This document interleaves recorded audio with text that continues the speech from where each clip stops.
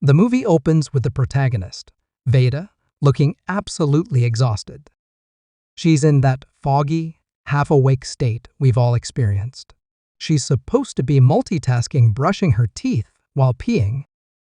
Suddenly, her younger sister Amelia barges into the bathroom and slams the door into Veda's shoulder. Not exactly the best wake-up call. After that awakening, Veda finishes up in the bathroom and heads into the kitchen to make breakfast. And honestly, whatever she's making looks questionable at best. Anyways, soon after, she heads off to school with her gay best friend Nick, who's proudly blasting Juice WRLD in the car, and clearly one of the few people Veda can just be herself around. Everything feels normal, casual.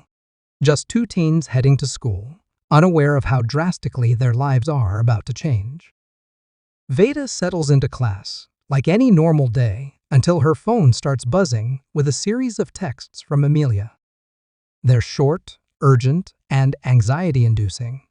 Amelia is practically begging Veda to call her immediately. Concerned, Veda asks the teacher for permission to step out and calls her sister from the hallway. Turns out, Amelia just got her first period and she's freaking out. It's a classic coming-of-age panic moment. Veda, ever the big sister, tries to calm her down.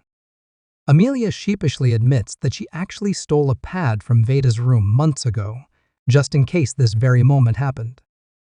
They laugh, and the call ends with things seemingly back to normal. But as Veda heads to the restroom before returning to class, the tone of the film shifts. Inside the restroom, she bumps into Maya, one of the most popular girls at school. She's effortlessly beautiful. Veda compliments her looks, and right before she can finish the sentence, they hear it. Gunshots. At first, it's unclear. Just a few pops in the distance. But then, the screaming starts. The sound of students running. Without thinking, Veda and Maya rush into a stall, slamming the door shut. They crouch down while standing on a chamber, their breathing sharp and shallow. You can feel the fear sinking in. A few moments later, Quentin, a fellow student, bursts into the restroom. He crawls under the stall divider to hide with the girls, covered in blood. He's visibly shaken. His brother has just been shot right in front of him. The three of them huddle together, paralyzed by fear, as more gunshots echo through the building. Eventually, the police arrive, and the chaos comes to an end. But for Veda, Maya, and Quentin, life will never be the same. The next day, Veda is in shock. Her family tries their best to comfort her mom, her dad, Amelia, but Veda keeps insisting she's fine. That night, she finds herself texting Maya. There's something unspoken between them now, a trauma bond. They check in on each other, sharing a vulnerability that neither can really put into words yet. The following day, Veda visits Maya's house.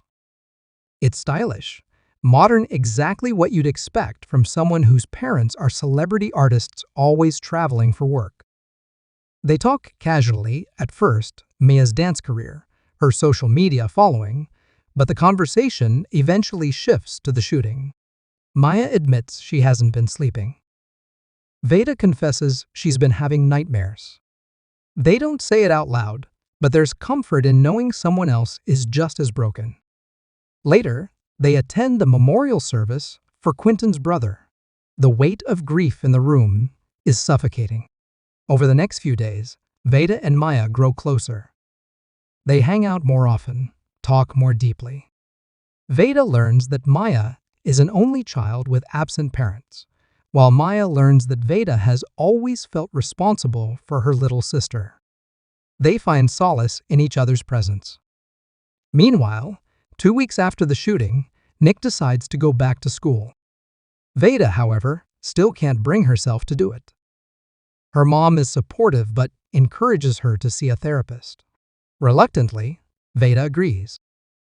At her first session, she's guarded, barely speaking. The therapist, calm and gentle, tells her that feeling emotions isn't a weakness, it's human. She gives Veda a worksheet to help track her moods. Veda doesn't say much, but you can tell something inside her is beginning to shift. Later that week, Quentin messages her. They meet up and talk. Quentin is still struggling with the loss of his brother, and Veda offers him a long, sincere hug. The connection between them is subtle but real. Afterward, Veda hangs out with Maya again. This time, they smoke pot together. Neither of them has done it before. Veda becomes hilariously chatty, rambling about everything and nothing. Meanwhile, Maya floats in her pool like a tranquil mermaid. It's one of the few moments of peace either of them has had in weeks. The next morning, Veda's mom urges her to try going back to school. She reluctantly agrees, but once she's there, she feels very weird. The bathroom, the scene of her trauma, triggers her, and she holds in her bladder all day until she ends up peeing herself. It's humiliating, but entirely understandable. The following day, she returns to school high. Under the influence, she starts chewing her pen so aggressively that ink stains her mouth. The girl next to her was starting to suspect something. She asks to be excused and heads to the stairs to ask Nick for help. Nick comes to her aid and takes her home, clearly concerned. At home, Amelia tries to talk to Veda. She misses her sister, but Veda brushes her off, leaving Amelia hurt and confused. The next morning, Veda invites Quentin over to watch a movie. There's a quiet intimacy between them, but Quentin leaves early for family reasons. It's clear they both have the hearts for each other, but they don't want it to be pressured because of their trauma bond. In the days that follow, Veda and Maya continue spending time together. One night, while talking, they share a kiss. Veda ends up spending the night. It's a soft, tender moment that speaks volumes about their evolving connection. The next morning, Veda returns home to panicked parents.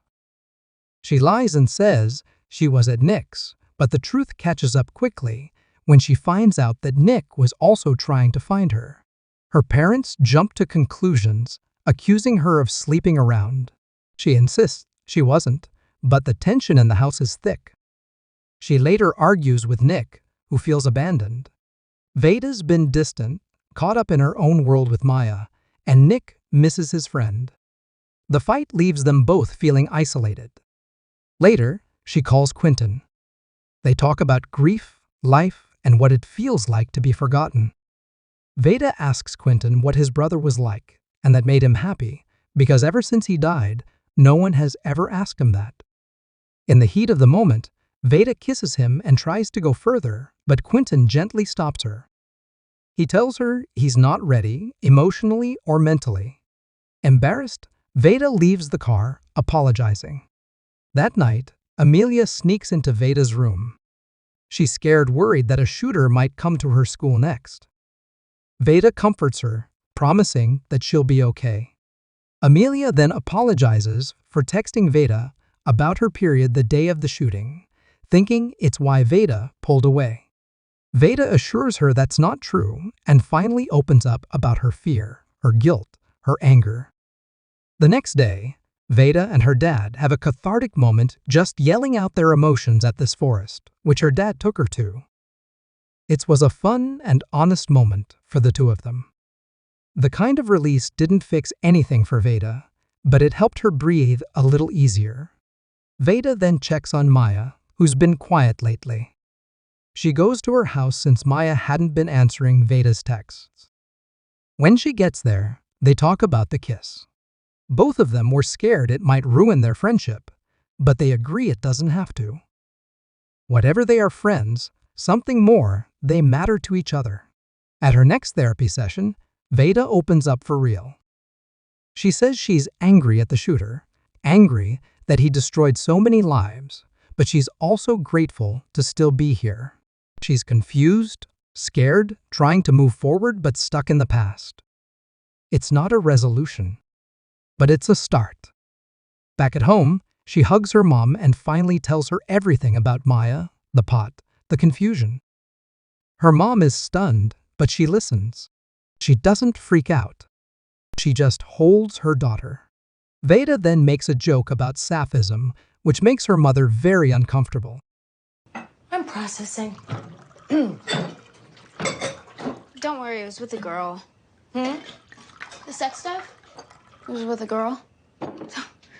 It's not like I'm gonna get pregnant. That's a bonus, right?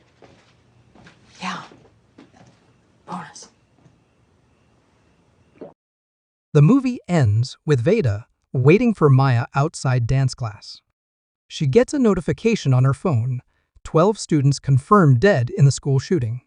The weight of it all comes crashing down, and she breaks into tears. Because grief doesn't have a timeline. Because sometimes surviving is the hardest part.